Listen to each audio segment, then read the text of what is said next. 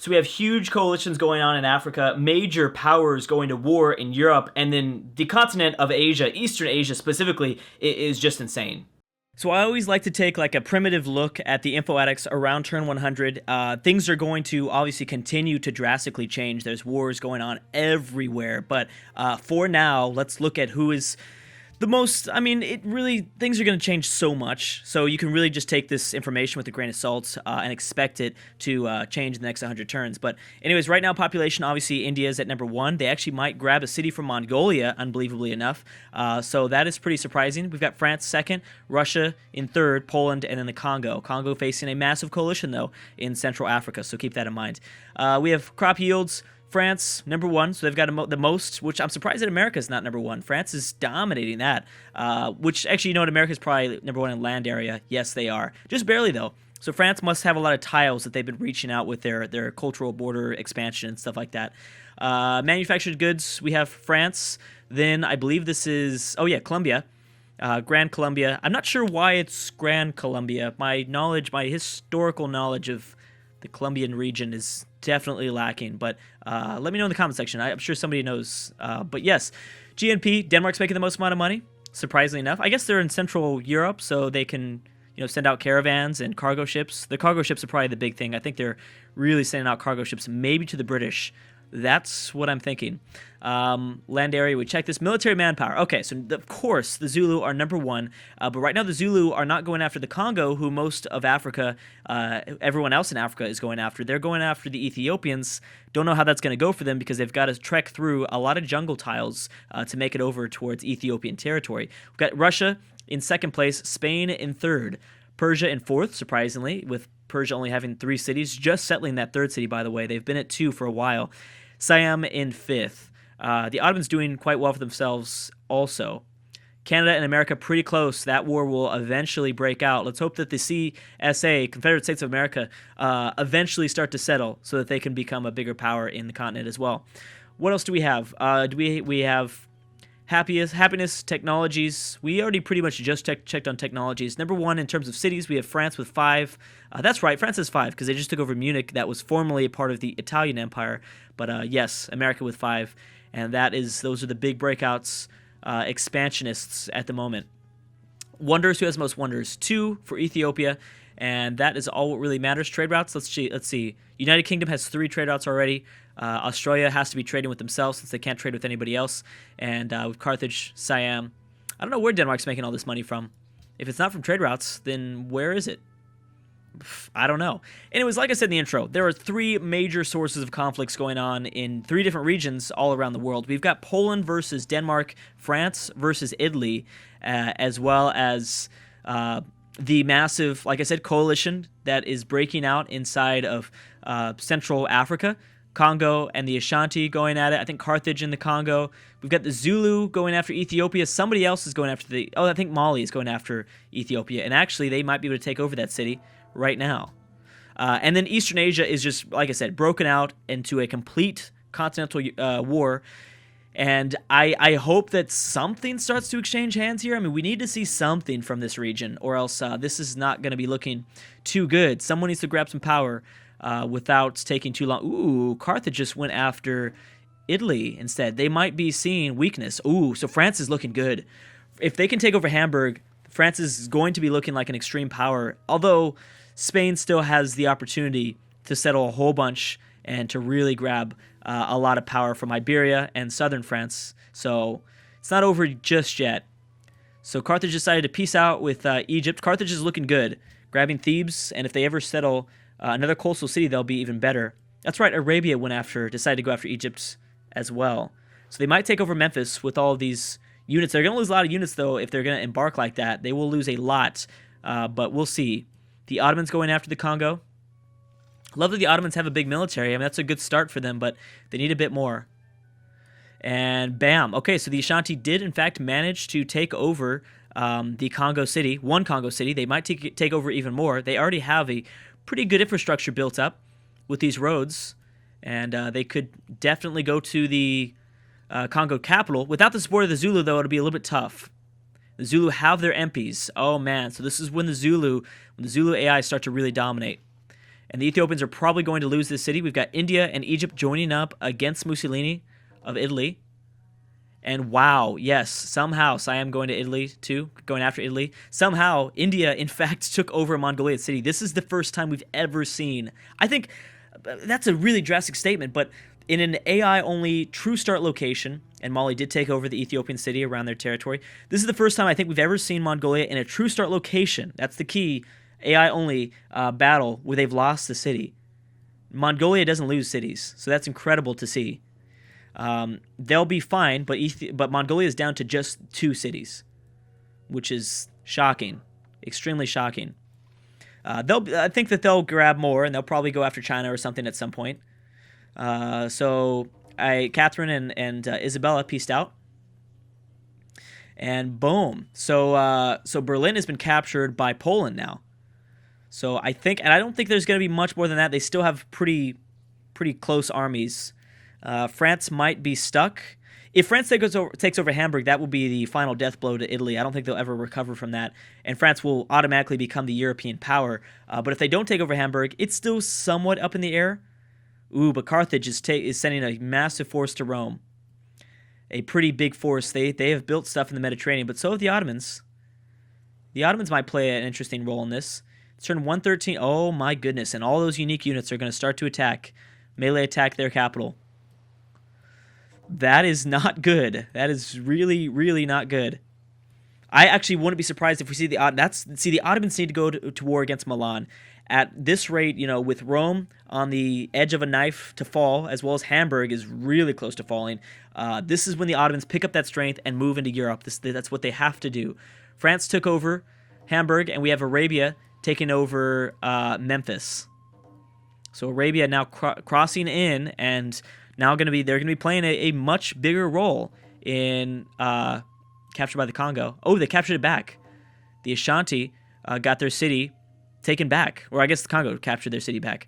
Now the Arabians are going to have to play a much bigger role in the African politics. Persia and Mongolia piecing out. Spain has adopted Catholicism.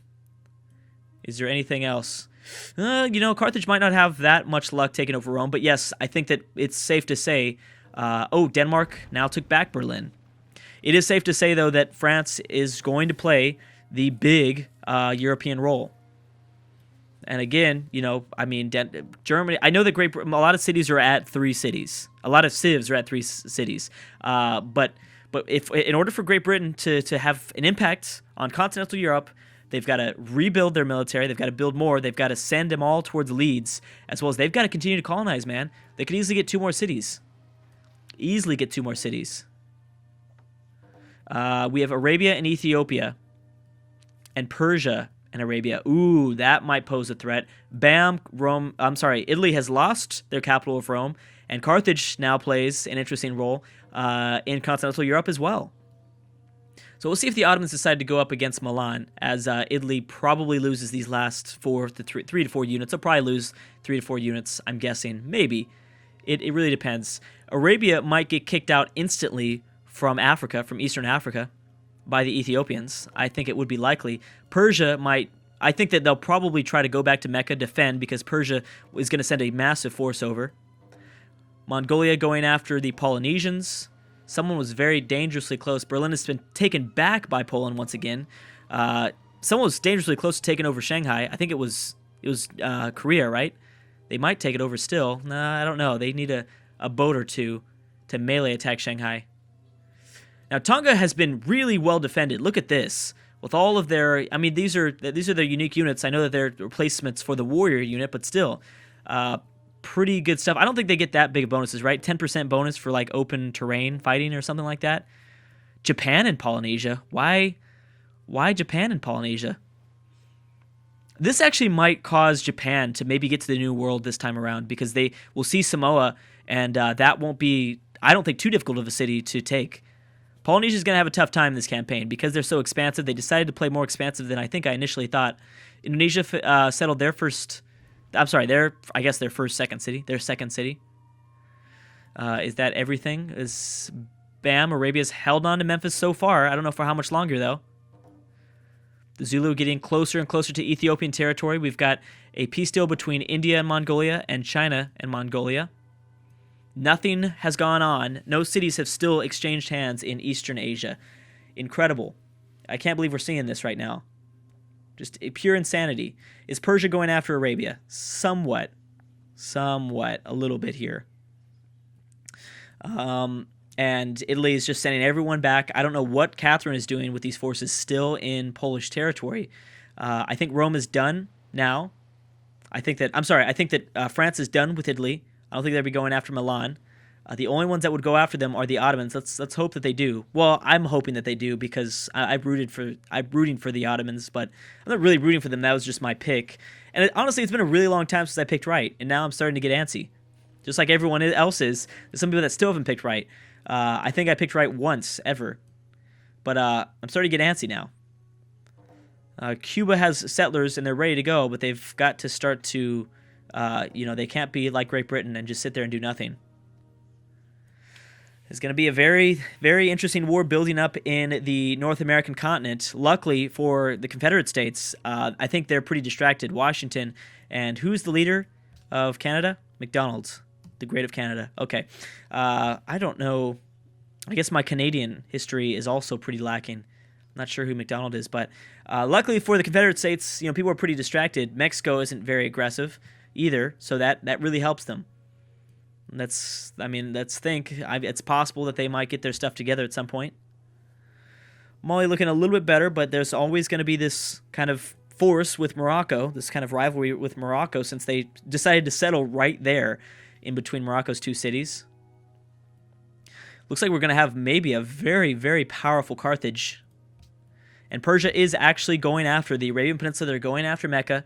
And we'll see if they're going to be... They've got a huge military, but I don't know if the AI is going to be able to go through the Persian Gulf to attack Mecca. Morocco and India. Why? Why would that go down? Polynesia actually being aggressive, and they're distracting Mongolia. This does not look like it's going to be a good campaign for Mongolia. Not at all. This is not looking good. They're off to a slow start. People are already colonizing Asia instead of them. And that is having a pretty big role on this campaign. The Zulu have peaced out with Egypt. I think the Zulu are still at war with the Ethiopians, though. Oh my gosh. Okay, so I don't think that Argentina ever peaced out with Colombia or Brazil. Or maybe they might have. I don't think they did. And underneath our nose, they've really rebuilt quite a bit. Argentina has. They've really rebuilt their military, so they might have success trying to go after more cities. Trying to siege more cities, I should say. Congo have held on to their 4 cities for now. That is until the Zulu declare war, which I'm sure they will soon. I'm guessing that they will, probably. We've got Siam and Arabia. Now, more world wars are starting to go down. There's more wars that are being declared all the way across the worlds, things like that. So there's more and more diplomacy, I guess, going on in the world. Does Great Britain show any signs of settling anymore? I don't think they do. Carthage and Italy are done. Russia needs to go to war with somebody. With 3 cities, yes, they do have a pretty awesome strategical placement. Most well-fed people, well, I guess maybe they're not trying to settle. Maybe they like that they're the most well-fed nation in the world at 7. Are they? So I'm assuming that makes them the biggest city? No, they're not the biggest city. There's no way. If the same continent has more population well, maybe not. I don't know. We'll see. I'll kind of keep that in mind. Canada looks like they have the most. No, Mali might too. Someplace in Europe, I imagine. Warsaw's got 15. Who knows? Oh, Russia did settle another city. I didn't even realize that. Uh-oh. And here goes Mongolia. Mongolia's going after Tonga. Denmark and Poland peacing out. Did anyone peace? Yes, they peaced out for a city. Okay, so that can happen. They can peace out for cities. I didn't think that was super likely on Immortal difficulty, but I guess it is. That is going to play a pretty big role. So Poland is looking really good. Denmark needs to really resettle because they've lost a lot of their strength. France and Italy have peaced out. Poland is going to be the threat to France now. The problem is for Poland is that they also have to worry about Russia, which right now I think relations with Russia is okay. Actually, maybe not anymore because there's no more open borders agreement. This open borders agreement has ended. The Ottomans have still yet to declare war on somebody close by. Persia hasn't really directly gone after Arabia just yet, so that is making things tougher for the Ottomans. You know, Morocco might be building up a force against Carthage since the Carthaginian capital is right there. Spain is also rebuilding by quite a bit. And Indonesia is now at 3 cities. Okay, so we'll see. Indonesia still has Sri Lanka. They still have quite a few islands out this way. Australia hasn't settled all of Australia. There's still New Zealand and stuff like that out here. And one thing I should say is that the Immortal AI is very aggressive when it comes to colonization. They will continue to colonize the entire world, the entire campaign. They will not stop. Mali and Ethiopia have peaced out. Okay, so we're finally starting to see kind of the tension go away, I think. Churchill's built in the Chichen Itza, which is going to double. I think, no, it's going to not necessarily double. It increases his golden ages by 50%, which is something that you normally want as Darius of Persia, but still. Okay, so Russia is going to be going after India soon, clearly, or they might be already going after India. I don't remember if they I think they did declare war. Yeah, they did. They have to. Oh no, Russia could have had open borders. And bam, Tonga has fallen to the Mongolians. So never mind, the Mongolians are back. They still are doing okay.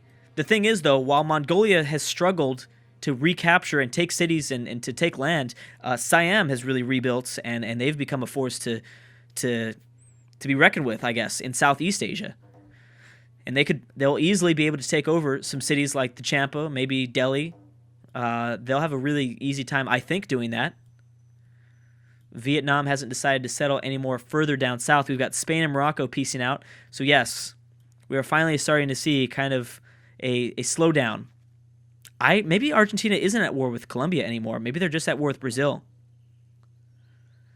Possibly. Something to take note of is that, yeah, I forgot about this. Colombia took over El Dorado a long time ago, and I didn't make a comment about that. I apologize.